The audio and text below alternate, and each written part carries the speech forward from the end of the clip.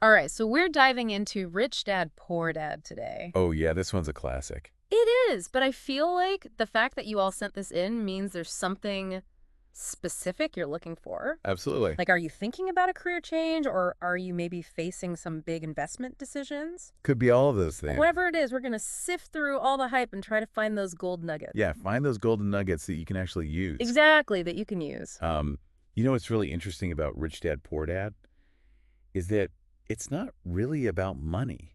Okay. It's about how we think about money. Interesting. And Kiyosaki uses his own life as like a case study. Hmm. He grew up with two father figures, his own dad, who he calls Poor Dad, and then his best friend's dad, Okay. who he calls Rich Dad. Got it.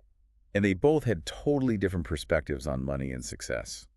Okay, so this is what he calls two dads, two perspectives. Exactly. And Poor Dad's this highly educated guy, but he struggles financially. Rich Dad builds this whole empire. He's a self-made entrepreneur. Yeah, Kiyosaki learns from both of them. of course. But it's Rich Dad's kind of unconventional wisdom that really sets him on this different path. Totally different path. So before we dive into all that, I want to know about you. Okay. Did you have any, contrasting money role models growing up? Oh, yeah, that's a good question. What advice stuck with you, whether it was good or bad? Yeah, because a lot of times, those early experiences really shape our beliefs about money. For sure, yeah. And Kiyosaki argues that most of us are taught to work for money. Oh, yeah, like get good grades, find a safe job, climb that ladder. Exactly. But Rich Dad, Yeah. he slips the script completely. So instead of work for money, it's work to learn. Yes. He actually worked for Rich Dad for free as a kid, didn't he? Yeah, when he was 9 years old. Wow. For nothing. But Rich Dad believed in gaining these valuable skills. Yeah, and a different mindset. It's not just chasing a paycheck. Yeah, that's the key. It sounds kind of counterintuitive, though, working for free. It does. But when you think about it. He was playing the long game. Yeah. Imagine if instead of that first paycheck, you focused on negotiation skills Okay. or understanding financial statements. Yeah. These are the skills that can multiply your earning potential down the road. That's true for years to come. That's what separates the rich dads from the poor dads. That's powerful. I like that a lot. Yeah. Think long term. It's like you're investing in yourself. Absolutely. And you're building those skills that are going to pay off big time in the long run. Exactly. Now, this leads us to one of the most famous ideas, and maybe the most controversial idea from the book. Okay. Assets versus liabilities. Yes. Kiyosaki says most people get this totally wrong. Totally wrong. Rich Dad's definition is simple. Super simple. An asset puts money in your pocket, and a liability takes money out. Exactly. And then he throws this curveball where he says, your house, that symbol of wealth, Which everyone thinks is an asset. is often actually a liability. A liability. Because you're making those mortgage payments. Yeah. You've got repairs, property taxes. All taking money out every single It's month. draining your account. Yeah. He does those cash flow diagrams in the book. He does, to really make that point. Yeah. Does this change how you see your home? It makes you think twice about that build equity advice we always hear, that's for sure. It really does. Okay, so we've got the foundation. All right. Let's talk action. Yeah, let's do it. Rich Dad's next big lesson is minding your own business. Oh, yeah. But he's not just talking about, starting a company, right? But no, not necessarily. Yep. Minding your own business, in this sense, means building up that asset column. Okay. Stuff that generates income without you needing to trade your time for it. Got it. Think about Ray Kroc, founder of McDonald's. Okay. He famously said his business wasn't burgers, it was real estate. Oh, interesting. He was talking about the land that the franchises were built on. He understood that real wealth comes from owning those underlying assets. That's really smart. Super smart. So for anyone listening, it's not about quitting your job tomorrow. No, not at all. It's about cultivating that rich dad mindset Mm-hmm. and doing it alongside your current work. Absolutely. It's about looking for those opportunities to build assets, to generate income, Yes. even while you're earning a paycheck. You got it. Because ultimately, The rich invent money. ooh, okay, now that's where things get really interesting. Now we're talking. So is he saying anything shady? No, Like get-rich-quick schemes? not at all. What is he talking about? He's talking about recognizing those opportunities that other people miss Okay, and being willing to take calculated risks. okay. He shares a great example in the book Oh, yeah. where he bought a house for $20,000, Wow. sold it quickly for $60,000. Oh, okay. made money without even owning it for very long. Wait a minute. How did he do that? Well, he used something called leverage, Okay. financial leverage. Interesting. And he actually breaks down the details of the deal in the book. So if you're into that kind of detail, If you like that nitty-gritty. you'll appreciate how he breaks it down. Oh, yeah, he gets into the weeds. But the point is that generating wealth isn't always about brute force. Right. It's about understanding how to use the levers of finance to your advantage. Exactly. Like it. It's all about strategy. Strategy. That's the key. Smart. Yeah. Okay, I have to admit, all this talk about financial leverage and spotting opportunities is making me a little nervous. Oh, yeah. It feels like there's so much to learn. Well, it's natural to feel that way. Yeah. And even Kiyosaki talks about the 5 major obstacles that hold people back from financial success. Oh, right. Fear, cynicism, laziness, bad habits, and arrogance. I think fear definitely resonates with me the most. Yeah, Taking risks with money, it's scary. it is. And that's what paralyzes most people. Yeah. Rich Dad instilled in Kiyosaki the importance of, like, embracing failure, looking at it as a learning opportunity. Yeah. Every mistake, it's just a chance to refine your approach. So instead of letting fear hold us back, we need to kind of reframe it. Yes. Like it's a stepping stone. It's part of the process. What about the other obstacles, though?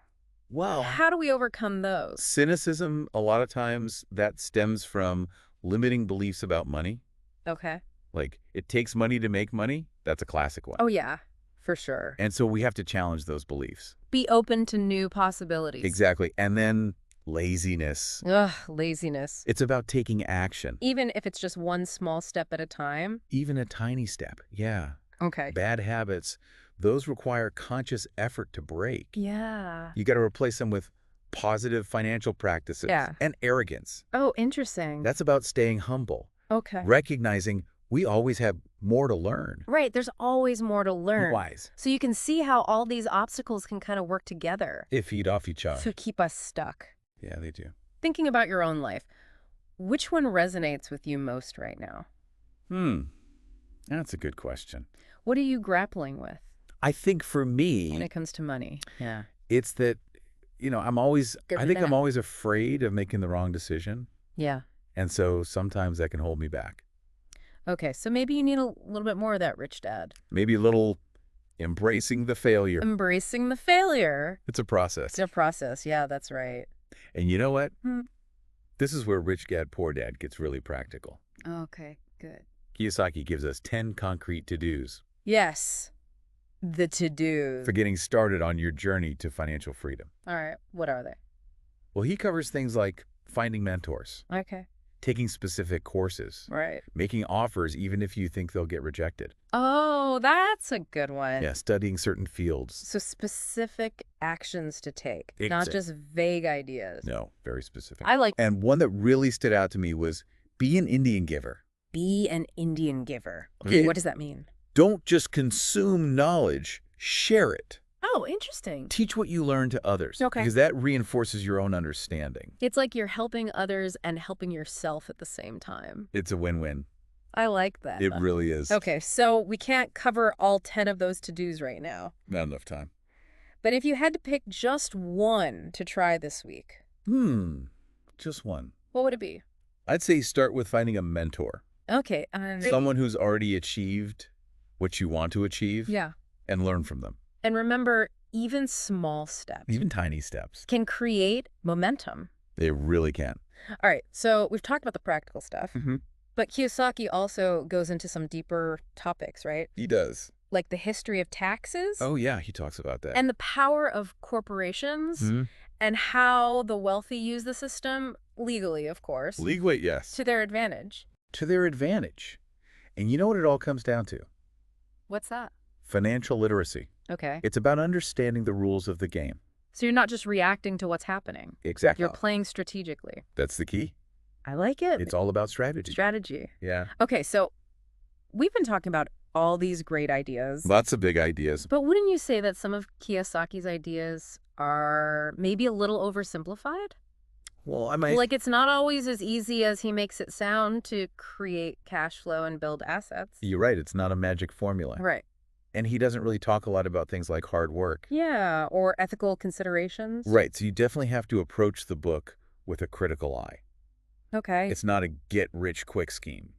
But I do think it offers a powerful framework Oh, absolutely. for thinking about money differently. Yeah, it challenges you. And it gives you tools It does. that you can adapt to your own situation. And to your own values. So it's more about taking what works for you. Exactly. And figuring out your own path. Your own path. That's the key. Yeah. The book encourages you to question assumptions, to challenge the status quo, to think for yourself. So it's about becoming financially intelligent, Yeah. not blindly following someone else's rules. Oh, exactly. Because at the end of the day, it's not just about how much money you make.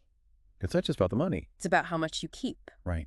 And how you use it. To create the life that you want. To create a life you love. Absolutely. Yeah. It's about having choices, having options in your life. Yeah. So you can pursue your passions, you can spend time with loved ones. Without constantly stressing about money. Yeah. And you can contribute to the world. And Rich Dad, Poor Dad really sparks that conversation. It does. Makes you think about those possibilities. Yeah, those bigger possibilities. It really does seem like Rich Dad, Poor Dad is giving you like a new way to think about money. Not a set of rules to follow. It's more of a roadmap than a GPS. Yeah, that's a good way to put it. You know, it's about financial intelligence, not just blindly following a course. So as we wrap up our deep dive here, Hi. what's like the one big takeaway you want to leave our listener with? Well, Kiyosaki says, it's not that it takes money to make money. It's that unsophisticated people think that way. Wow. Okay. That's a real mind shift, isn't it? It is. It makes you think. Yeah. Are we limiting ourselves by holding on to old ideas about money? Right. That's a really good question. It really is something to think about. It is. And Kiyosaki also talks about figuring out your don't wants. Oh, yeah. Like, what are the things you absolutely don't want in your life? Figure out the don't wants to figure out what you do want. Yeah. And he says once you figure those out, then you can start taking action. Absolutely take action. So this deep dive has given you some guidance, but now it's your turn. Now it's your turn. That's right. Rich Dad, Poor Dad is a system, not a get-rich-quick scheme. Not a get-rich-quick scheme at all. It's up to you to use it. To experiment, to learn, to create your own path to financial freedom. And on that note, that wraps up our deep dive into Rich Dad, Poor Dad. I hope you enjoyed it. We hope you gained some valuable insights from this. And maybe a new sense of possibility when it comes to your finances. Absolutely. Keep learning, keep growing, and keep challenging yourself to think differently. About money. About money. And who knows, maybe someday you'll be sharing your own story of financial success. Maybe you'll be on the show someday. Thanks for joining us on the deep dive. We'll see you next time.